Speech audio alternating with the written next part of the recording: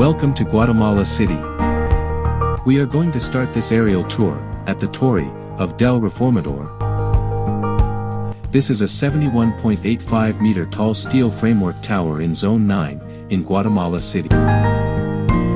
The tower was built in 1935 to commemorate the 100th anniversary of the birth of Justo Rufino Barrios, who was president of Guatemala and instituted a number of reforms.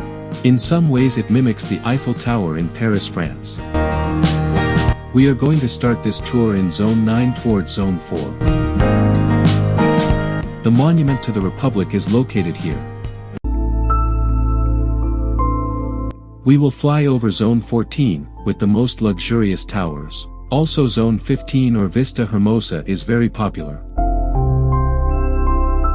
This is the view from the Starbucks viewpoint from the highway coming from El Salvador. This is the National Palace located in Zone 1, as well as the Metropolitan Cathedral, and the space here is of multi-use, depending on the time of the year. There are several Catholic cathedrals in Guatemala City and these are some of them. Zone 10 is one of the live zones and you can see the reflection in this night shot of Oakland Mall. The Civic Center is located in Zone 5 and here you will find the National Bank as well as the Justice Building. Paseo de la Reforma is also very popular and here, you can walk and bike and there are several monuments in honor of other Latin American countries. Guatemala City is indeed a very large city and perhaps the largest in Central America population-wise. Perhaps not as luxurious as Panama City which could equals Cartagena of perhaps Vancouver, Canada.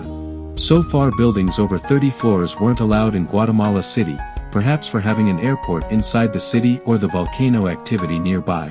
This is the first building that surpassed that limit with 35 floors, and still in development.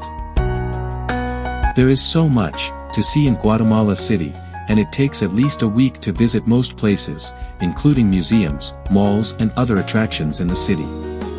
Thank you for watching and enjoying, and for more please subscribe.